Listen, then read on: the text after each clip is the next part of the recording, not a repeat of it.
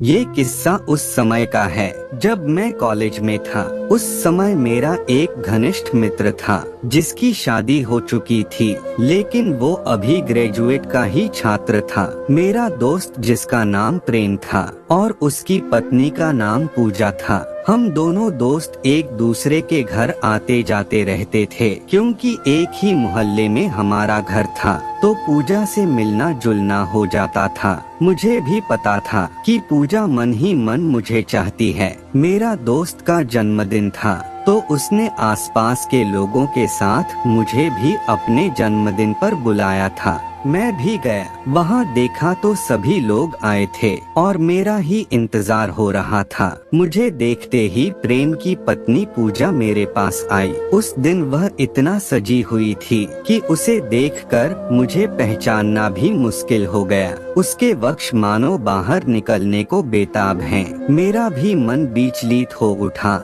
अब समय हो चुका था केक काटने का, तो सभी ने मिलकर केक काटा और पार्टी भी हुई। सभी लोगों ने जमकर मद्य पदार्थ पिया, लेकिन मैं अपने लिमिट से बाहर नहीं हुआ। प्रेम को तो इतना सभी लोगों ने पिलाया कि उसे होश ही नहीं हुआ। सभी लोग अब अपने अपने घर जा रहे थे। मैं भी प्रेम को उसके बिस्तर पर लेटाकर घर जा रहा था कि तभी पूजा आकर मुझे पीछे से लिपट जाती है और घर जाने से रोकती है। मैं भी मन ही मन चाहता था कि आज की रात पूजा के साथ गुजार लेता हूँ। हम दोनों दूसरे बेडरूम में जाते हैं और पूजा भूखी शेरनी की तरह वो मुझ पर चढ़ गई, मानो कितने दिनों से प्यासी थी। फिर हम दोनों ने रात भर एक दूसरे की प्यास को बुझाया। सुबह मैं जल्दी अपने घर चल गया ताकि प्रेम को इसकी खबर न लगे। उधर जब प्रेम सुबह उठा तो वो ये सोचकर परेशान था कि कल के दिन अपने पत्नी को समय नहीं दे पाया।